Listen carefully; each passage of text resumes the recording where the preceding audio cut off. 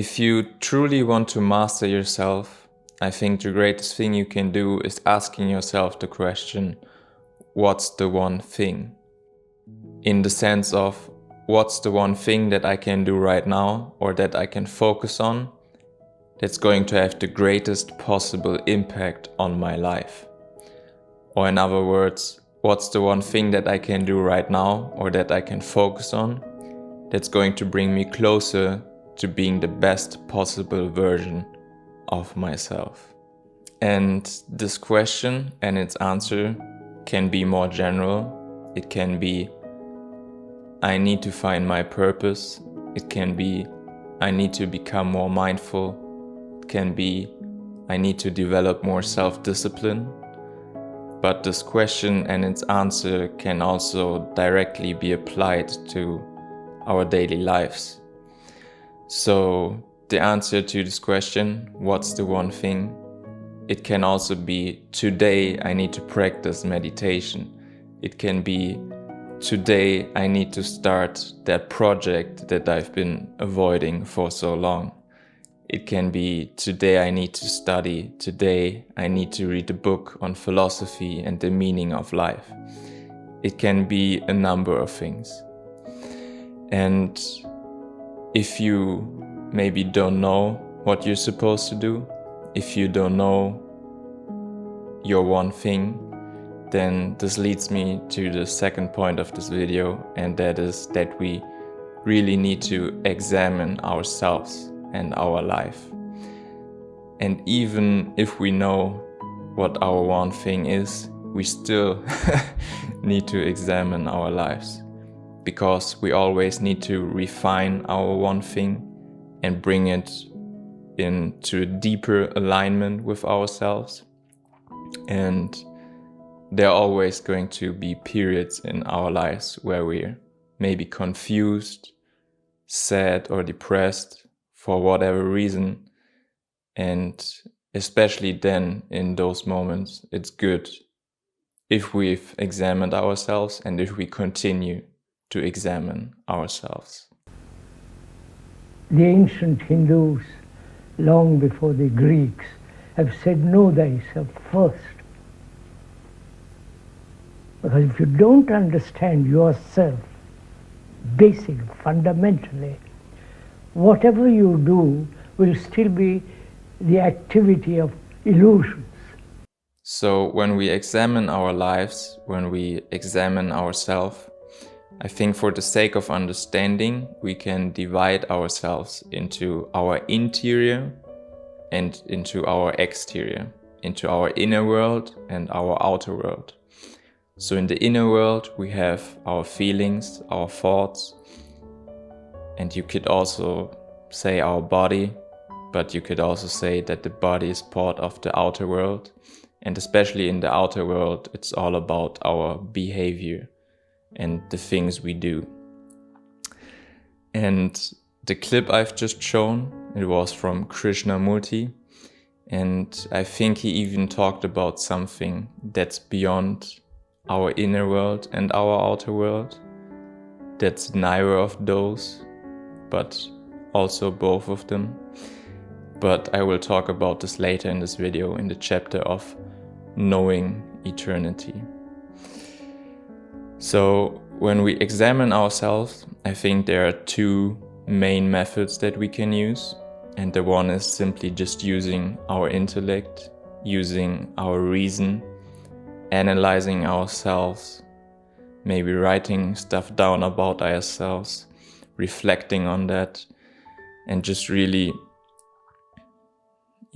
using logic, using reason to pick ourselves apart and understand everything.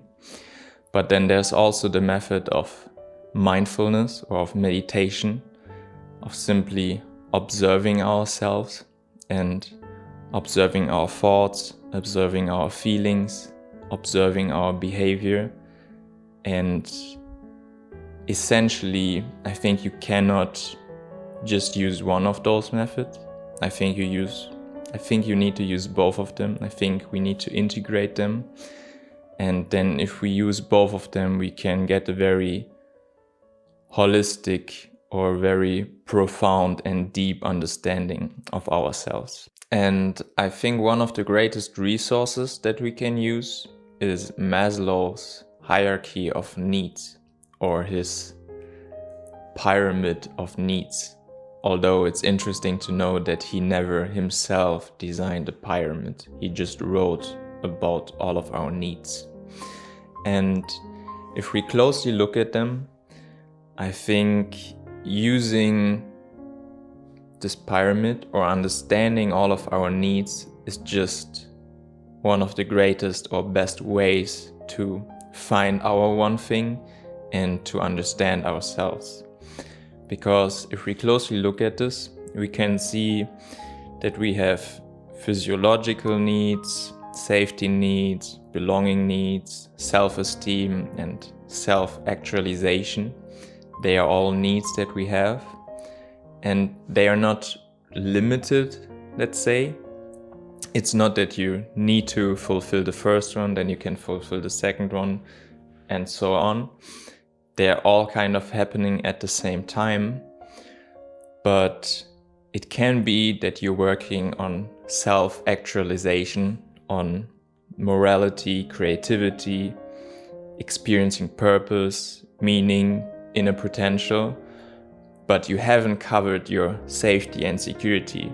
So you're not employed, you don't have any property, you're not healthy, you don't have any stability in your life, and then you're still going to feel probably very miserable or simply not too well because you're unstable, your fulfillment, your self-actualization doesn't have any roots, any ground that it can flourish on.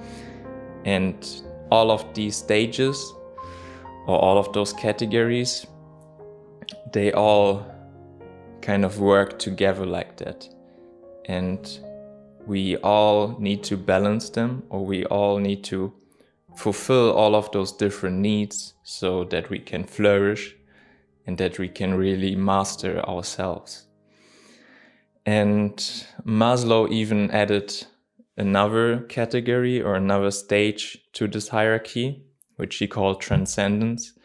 But again, that's what I'm going to talk about later in this video in the chapter of No Eternity. Then the third thing I really want to mention, I really want to talk about, is the importance of taking extreme ownership, of taking extreme responsibility, extreme accountability. Because when we examine our lives, or after we've examined our lives and we see some problems, we see things that we need to work on, that we need to fix, that we need to change about ourselves, it's just all too easy to say, I can't change myself, I can't work on myself, I can't do this and that because the system is broken, or the economy is just too bad, or my parents haven't taught me how to do this, or I'm just not successful at dating because women have so unrealistic expectations and women are just bad in general. So that's why I'm not successful at dating. That's why I can't achieve what I want to do. It's very easy to put the blame on others, to basically give our agency away to someone else, and then just blame them, just make them responsible so that we don't need to do anything, so that we don't need to take action, so that we don't need to change ourselves. And if you're really genuine about mastering yourself, you really need to be extremely honest about your situation and realize that you are the only one who can change the situation. You're the only person who's responsible for yourself. Not your parents, not any politicians, no one, nobody. It's just you. So you need to kind of acknowledge that burden on your shoulders, that burden of your suffering, of your depression, of your feeling of not being able to do something, and then you can work with that and then you can change that. But there's really no other way around that.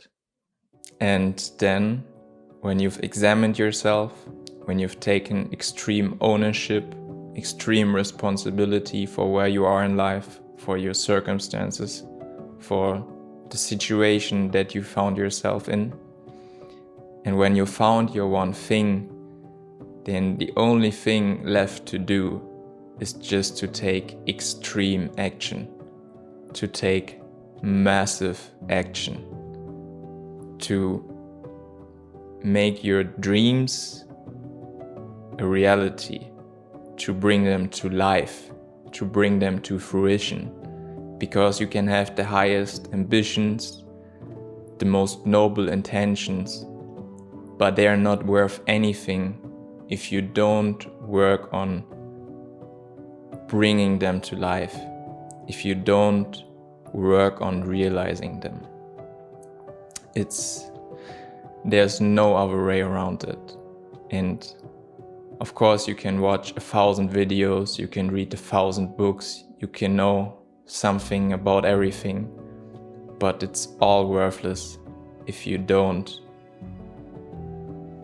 bring it down to earth, if you don't bring it into this realm, if you don't bring it into life. And there's a very fitting quote from Abraham Maslow. A musician must make music. An artist must paint. A poet must write. If he is to be ultimately at peace with himself, what a man can be, he must be. So this chapter is named Do It for Love.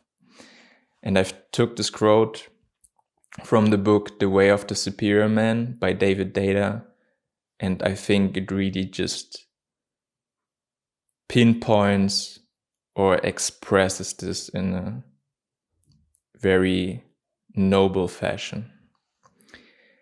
The way a man penetrates the world should be the same way he penetrates his woman. Not merely for personal gain or pleasure, but to magnify love, openness, and depth. And to elaborate a little bit on that, I think I can just say that the world has enough greedy men.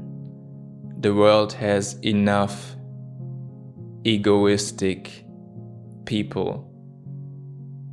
We really don't need more humans on this earth who just do everything for themselves, who just use everything and everyone just so they can get something out of that.